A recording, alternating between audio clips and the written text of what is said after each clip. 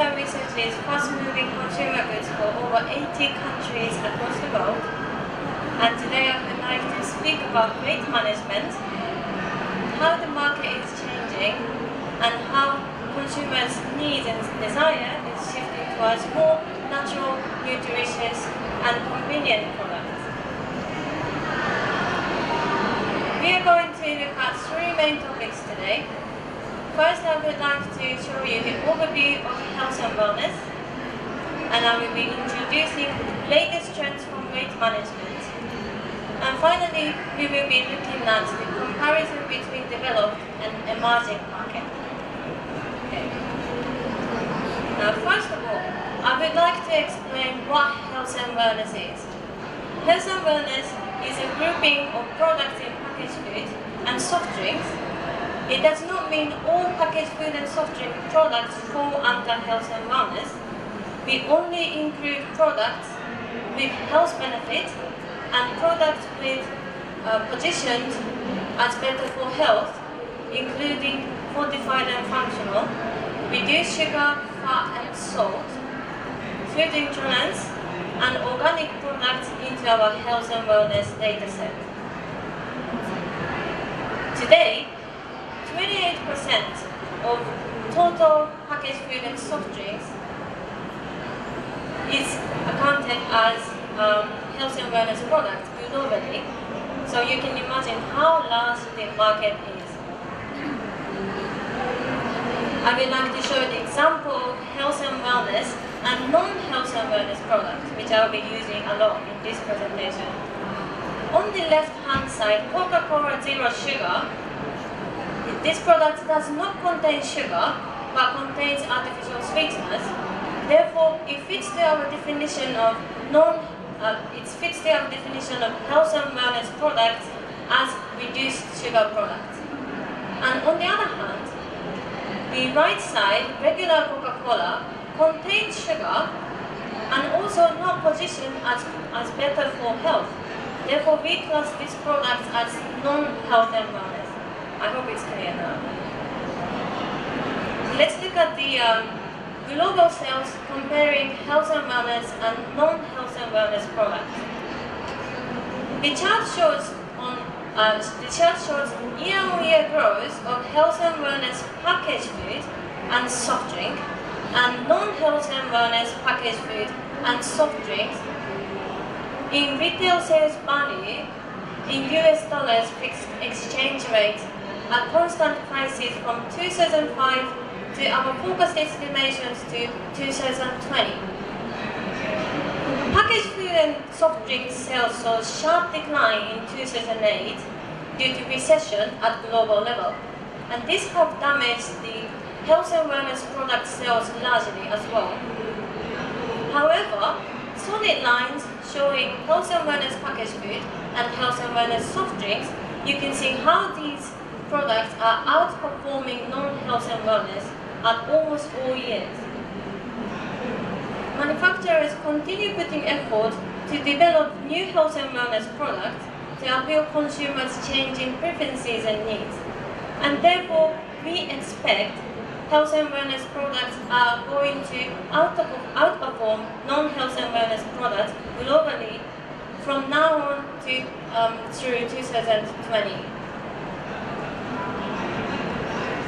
When categorizing products into health and wellness categories, we look at the positioning of the products and class them into these categories on the slide.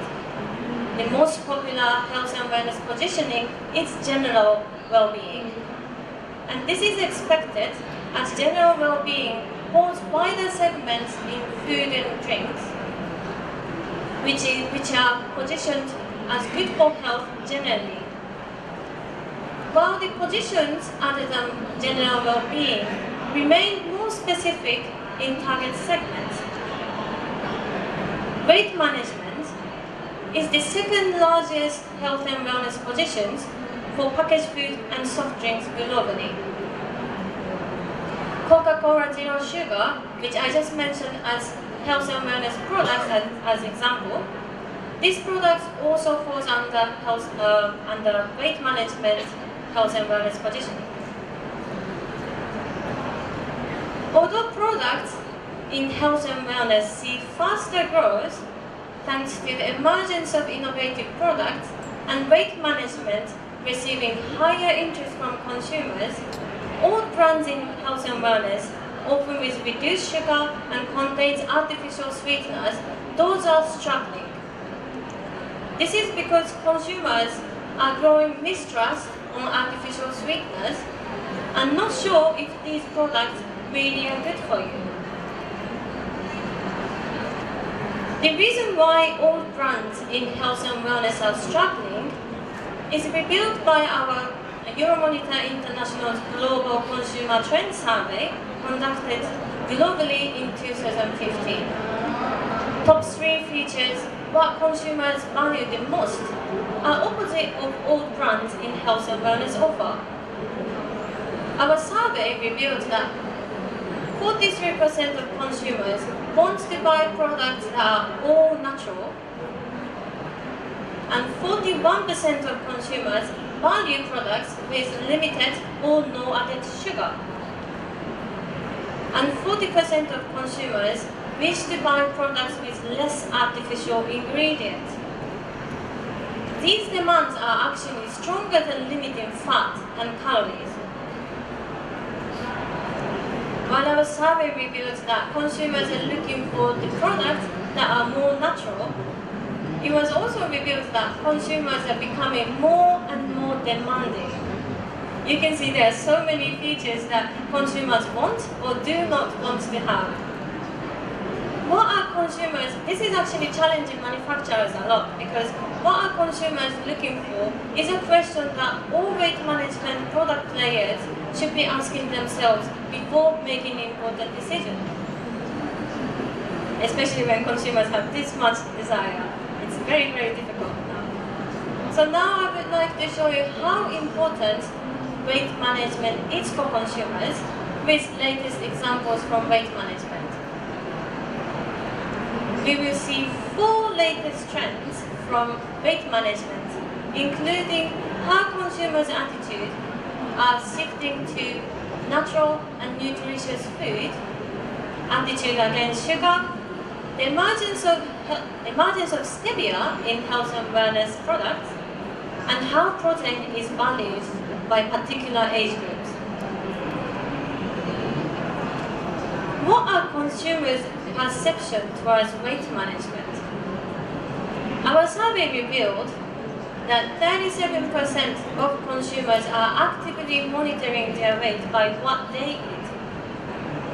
Now, 32% of consumers are cutting down carbohydrate-rich food such as bread, pasta, rice, and so on. And 1 in 5 of consumers are trying to lose weight. With high interest from consumers, it is easy to say that weight management has become a part of our lifestyle, which shapes new trends in food and drinks. Let's move on to how these attitudes are reflected in the performance of packaged food and soft drinks. Consumers are increasingly aware of the importance of healthy weight in the prevention of diabetes or many other related diseases. Consumers in developed markets are typically cutting down intake of refined food and sugary drinks. There is no doubt that weight-conscious consumers are avoiding carbohydrate because they think excessive carbohydrate intake is not going to help them lose weight. Hesitation about eating carbohydrate grown among consumers because many carbohydrate-rich foods have little nutritious value besides providing high amount of energy, which is actually not really important in our today's modern lifestyle, especially in developed markets where consumers go to work and stay in the office all day. The consumption of bread, which showed us on the slide, in developed market has been recording negative growth and is expected to continue decline to 2020. At global level, the consumption of bread is also declining. We estimate per capita consumption will have declined by 1.5 kilograms between 2010 and 2020.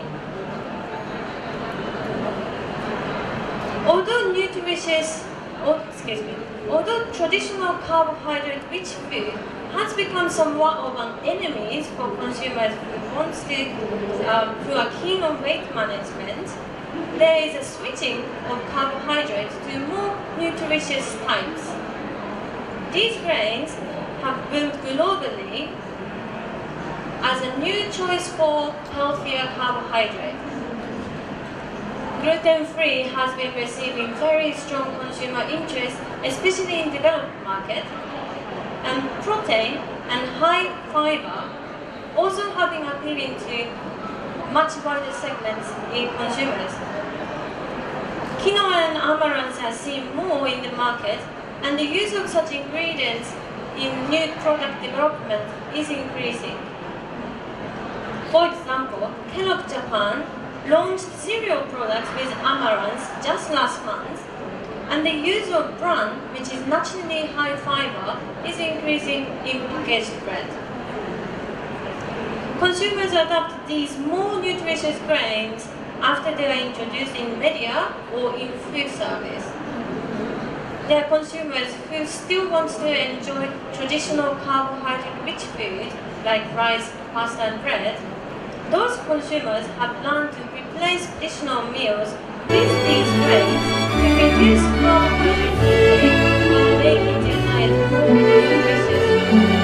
For example, in Japan, where I'm from, mixing oats when cooking rice is getting very popular in home cooking and also in food service.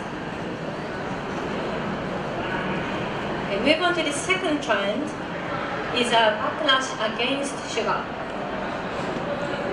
37% of consumers' sugar intake is through soft drinks.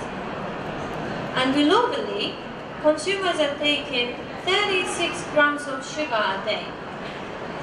And that is actually 44% larger than what World Health Organization recommends. So WHO recommends keeping sugar intake to less than 5% of your daily energy charge from food and drinks, which is actually equivalent to 25 grams. So you can see how we are taking too much sugar. In many countries, obesity is becoming a serious issue, and overconsumption of sugar is one of the main drivers. There is a clear pattern in sugar consumption that developed markets have a much higher amount of daily sugar intake compared to emerging markets. From this map, you can see how North America and Europe have the highest consumption of sugar. The reason behind this is that diets in developed markets rely heavily on processed food and sugary drinks, and less in fresh food. Often controlling daily intake of sugar through packaged food is difficult, and often packaged food and packaged drinks have high amount of sugar for preserving purposes. Consumers are less aware of how much sugar those products have when they are consuming packaged bread, packaged food, and soft drinks. Consumers' awareness of the overconsumption of sugar have welcomed reduced sugar products globally. Reduced sugar products are playing a very important role as a new trend, and the sales is increasing globally thanks to clear message on products claiming, for example, 30% less sugar or no added sugar. Some example here. This jam product from Japan, Aohata's Marugoto Kajitsu, saw significant sales increase since its launch in 2012. In 2015, sales were actually 10 times larger than in 2012, thanks to consumers' new jams typically being high in sugar, but this product does not contain sugar at all and no artificial sweeteners as well. So instead, this company, Aohata, used its fruit juices to make this jam product sweeter. And Japanese consumers really liked this idea, and these products performed very well thanks to its natural appeal. And this jam's case is not a rare case. The same thing is happening globally to many brands. Another example here is this Fountain's no added sugar tomato sauce from Australia. This is another great example that the great feature that has no sugar and 25% less salt were added to this product. And this is actually also gluten-free. And the best thing about these products is this sauce uses naturally sourced sweeteners, stevia, which I will be introducing you as the third trend from weight management shortly. The idea of reduced sugar appealed to many consumers. However, the reduced sugar content often meant sweeteners were included. And consumers started to question, is sweetener really healthy?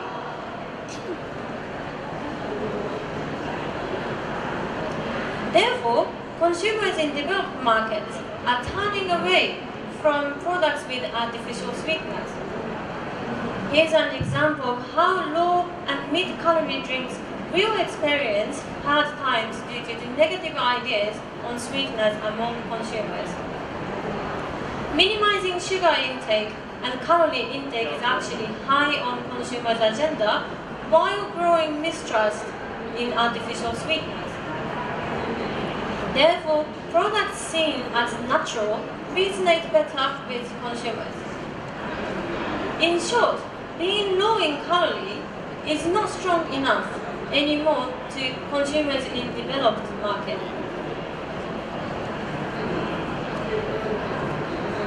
Consumers want to reduce sugar intake but also prefer more natural ingredients. At the same time as this desire was getting stronger among consumers, stevia won recognition from global organizations, which led the sales boost. Stevia is a plant-based sweetener made from stevia leaves, which are naturally sweet. Although stevia has been used for food additives for a long time in some markets, like in Japan, since 1980s, the use of stevia was limited due to the restrictions in larger markets, especially United States and Europe. In late 2008, Food and Drug Administration of the United States approved stevia as generally recognized as safe. And in 2011, stevia was approved by European Commission's regulation as a non-caloric sweetener. This as a trigger, the use of stevia as sweeteners for food and drinks saw rapid increase since 2010. And we estimate the use of stevia is expected to grow further through 2020. These are products with stevia from all over the world. So stevia is seen more globally now, and the launch of Coca-Cola Life drew significant attention in 2013. Since the launch, Coca-Cola Life has been increasing its sales, especially in Europe. Although stevia is seen more in soft drinks, the use of stevia in food is increasing, like the example of Fountain's no added sugar from Australia, which I just mentioned earlier. This reduced sugar ice cream from Greece is another great example. This product launched last year and has been receiving very good feedback from consumers, especially female consumers aged over 25. This leads us to the fourth trend, protein. Negative ideas on sweet sugar and sweetener, as well as hesitation about eating carbohydrates, had led protein to perform well. Millennials especially are very keen on protein intake compared to other age groups. One of our a survey question asked, do you look for high-protein food when shopping? The results showed that millennials have very strong interest compared to other age groups. Nearly 1 in 10 of consumers in millennials are seeking for high-protein food when shopping. Protein-rich products used to be limited to protein drinks, for example. But recent development in snacks expanded the product categories of protein-rich food globally, and this is actually positively impacting on the sales of snacks. The chart on the right shows the focused estimation of snacks growth in the United States between 2015 and 2020. Snacks that offer high protein levels, including Greek yogurt, nuts, sports protein bars, and popcorn, are expected to drive up the growth in snacks landscape. Let's look at some examples of protein-rich food. There are many different types of protein-rich food emerged globally, and interestingly, most of these are designed to be consumed easily, like on-the-go style, where consumers go in somewhere, just drink on the go, yeah? Or snacking style. High-protein snacks have boomed because millennials are eating these snacks in place of traditional meals. Protein is perceived as helpful for weight management in several ways.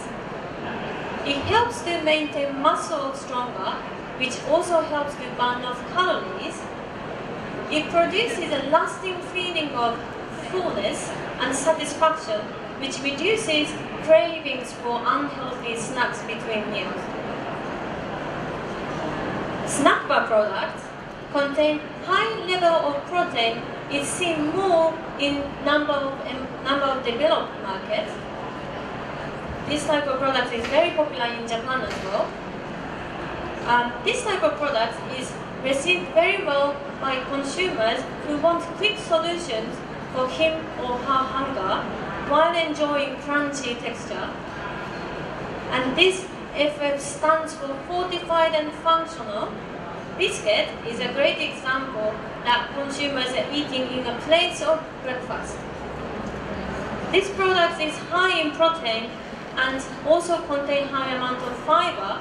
Fiber is actually another popular feature in health and wellness.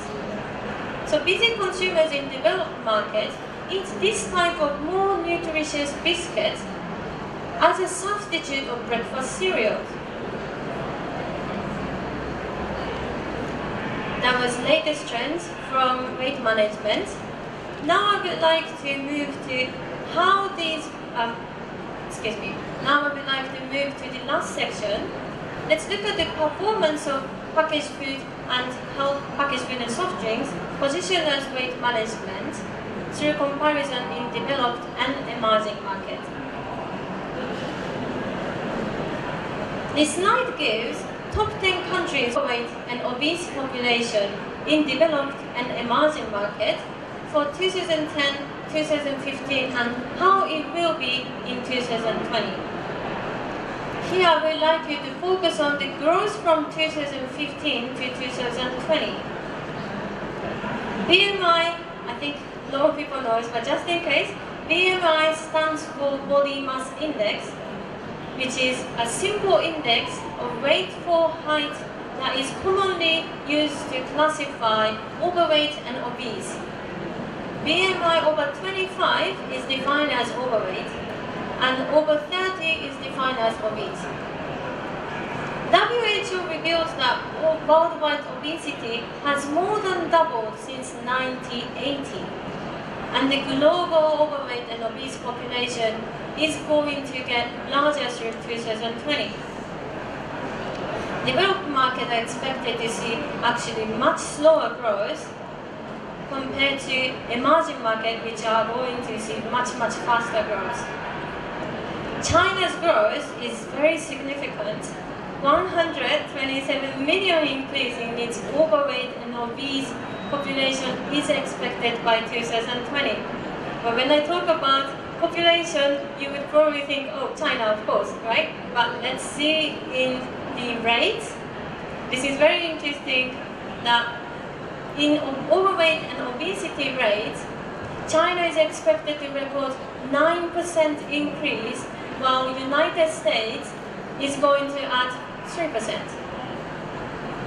More than half, 54% of populations in China will be BMI over 25 by 2020, which is significant. Most of emerging markets is expected to grow faster than developed markets. India and Brazil are also going to record much faster growth.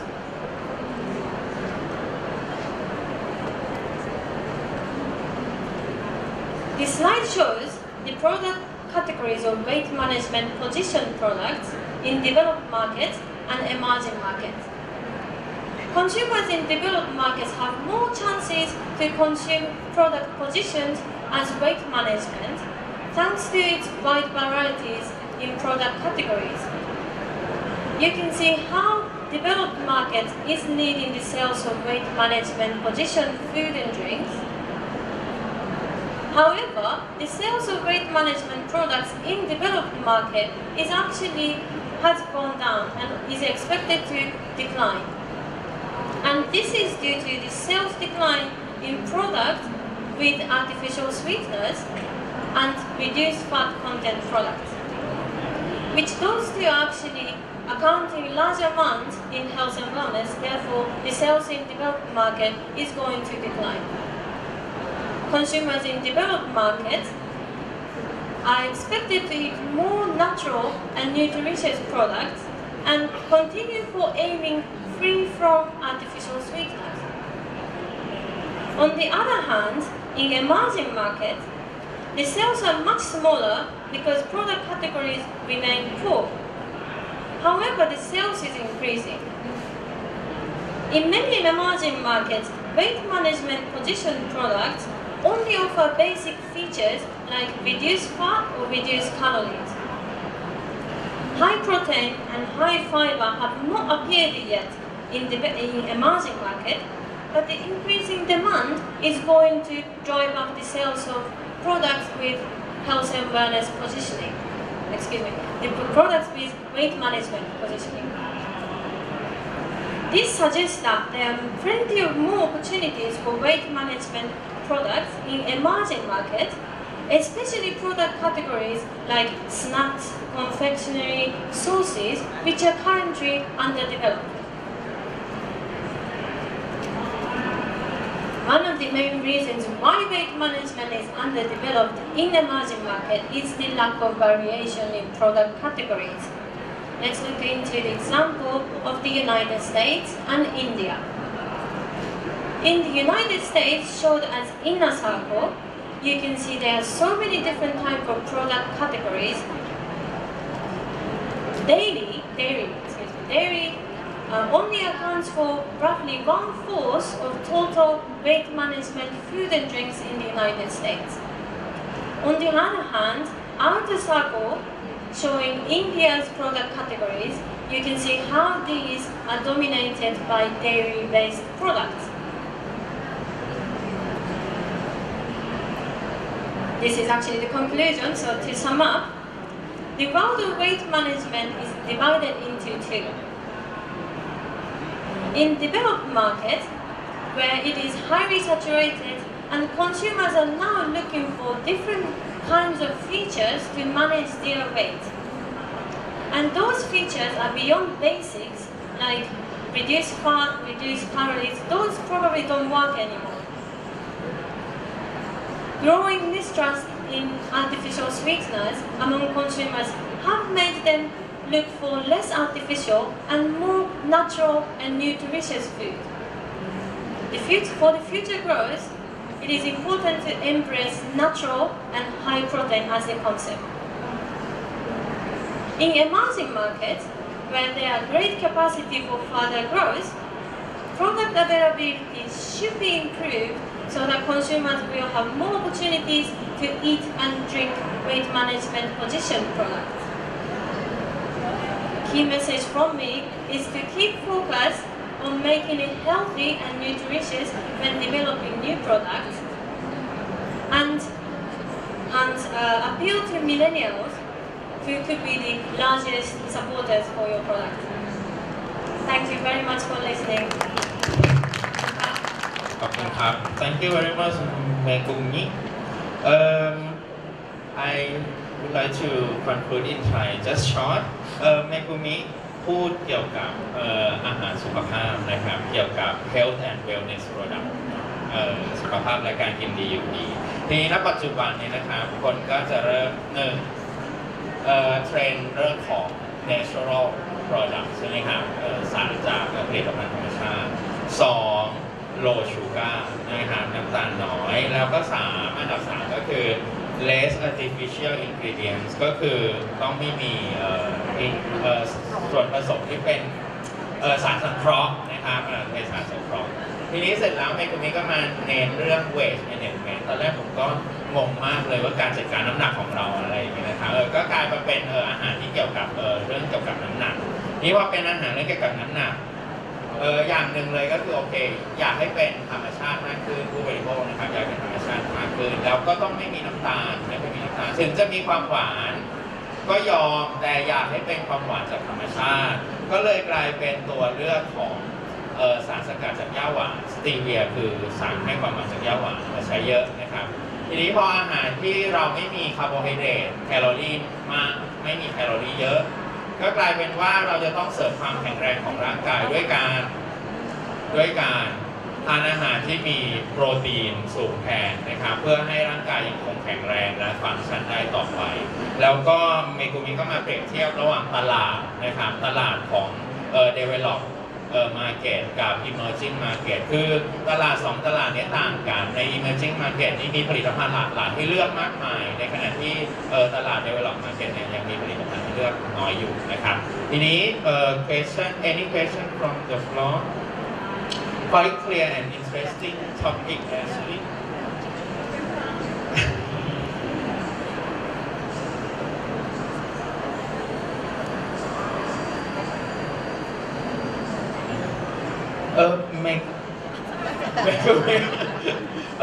I have just one short question. How about in Thailand? Did